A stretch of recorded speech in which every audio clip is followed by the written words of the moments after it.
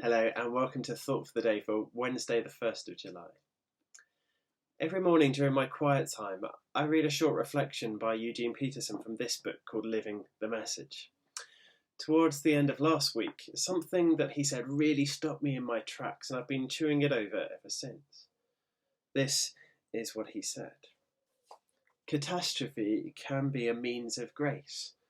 It can be an instrument used by God by which we can cease floating passively on all manner of external attractions.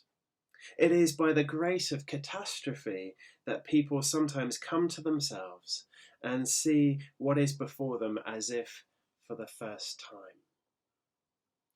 What he's saying, I think, is that catastrophes, crises, misfortunes, whether they're personal, local or global, can sometimes be the means by which God blesses us.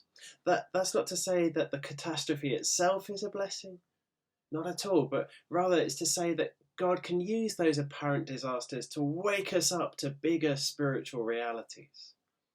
Think, for instance, of the story of the prodigal son.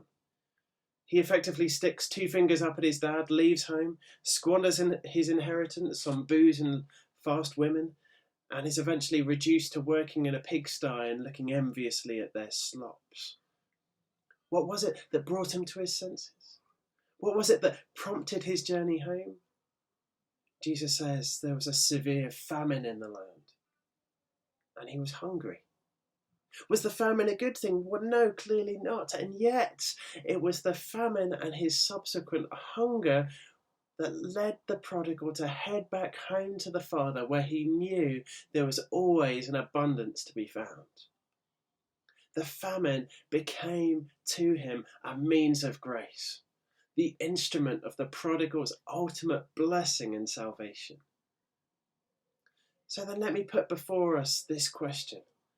What if the catastrophes, the obstacles, the setbacks that we face, even something like the coronavirus, are actually the means by which God is seeking to bless us? How would that change the way that we view the trials and the challenges that we face day by day? In Psalm 119, the psalmist says this: "Before I was afflicted, I went astray, but now I obey your word." My prayer for all of us is that the things that afflict us may be as fruitful as that in God's hands. Amen.